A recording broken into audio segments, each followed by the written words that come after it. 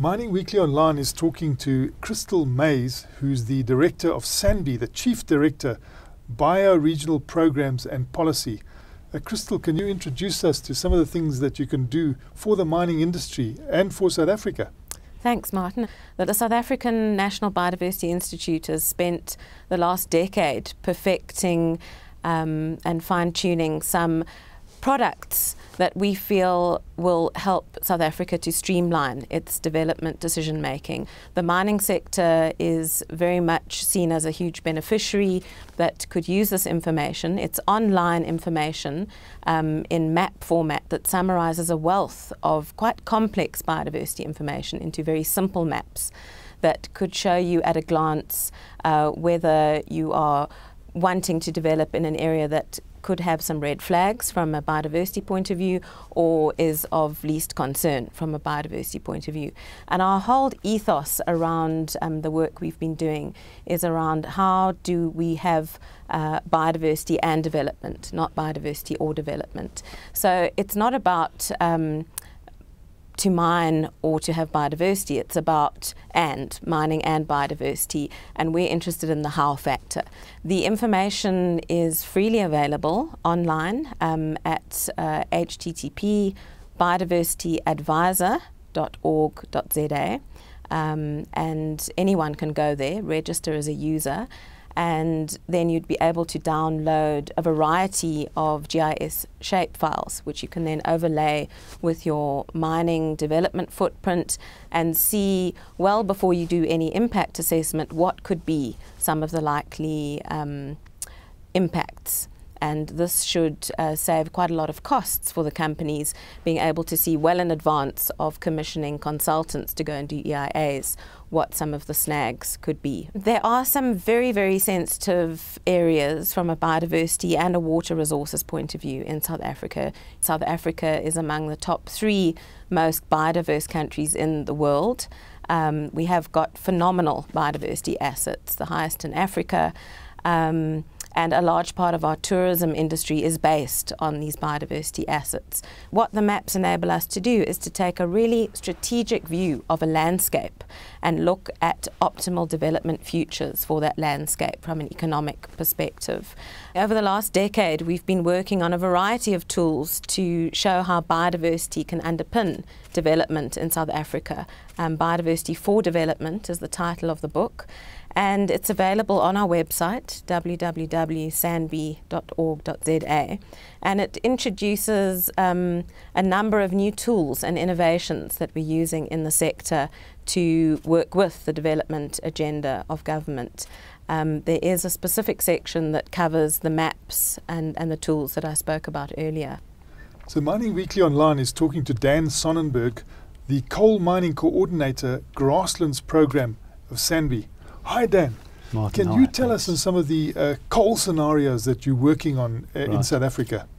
The Grasslands program is housed within SANBI, the South African National Biodiversity Institute, funded by the Global Environment Facility. And the Grasslands program really looks to mainstream biodiversity considerations into production sectors in the grasslands regions of South Africa. And my focus is on 2 particular areas, and the one that is relevant to today's discussion is on helping the DMR, the DEA, DWA, etc., and mining companies make better decisions in terms of where coal mining takes place in the grasslands region, specifically in Mpumalanga.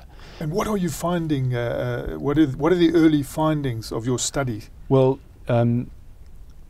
something that one should look at is a map of Mpumalanga, which shows the extent of prospecting applications, and the majority of those prospecting applications are for coal mining. So basically, I would say 2/3, this is an estimate, of central and southern, of the entire Mpumalanga, mainly the central and southern parts, are covered by applications for coal mining. Which is pretty impressive. Of course, mining, if mining was authorized, it wouldn't cover the entire cadastre. It would only affect a portion thereof, but it gives you some indication of the extent to which coal mining is focused upon, and also the need for South Africa's need for energy. And ultimately what we're trying to do is to ensure that the decision to go ahead and mine coal is done by considering a range of factors, biodiversity being one and water being another. And if you look at a map of Mpumalanga, you'll notice running roughly north-south towards the eastern part of Mpumalanga before the Lowveld. There you will find areas of high biodiversity importance, as well as areas responsible for providing that part of the country, and I suppose much of, well, more than just in Mpumalanga, water. So a decision to go ahead and mine coal should take into account the impact that the mining will have not only on biodiversity, but on the different ecosystem services that those areas provide the South African. So it's not only in terms of job creation that coal mining has a benefit. We also need to look at, well, you know, what will that compromise in terms of the country. So we have a very good understanding of which are critically endangered and endangered ecosystems. We know the spatial extent of those areas. We know how much of those areas we need to protect in order to maintain the integrity of that particular system. So based on that kind of information, we can then easily work out where mining can or shouldn't go ahead.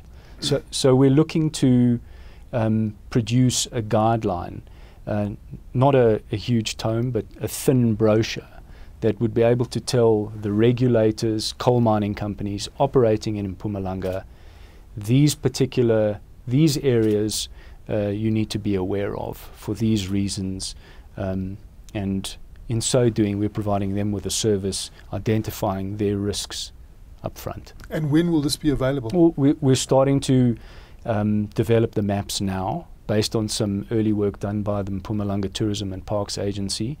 And we'll be discussing these issues in detail in about 2 weeks' time, and then looking to put together this guideline certainly before the end of the year. So what we're trying to offer is more information to the regulator, to mining companies, so that they can make better informed decisions.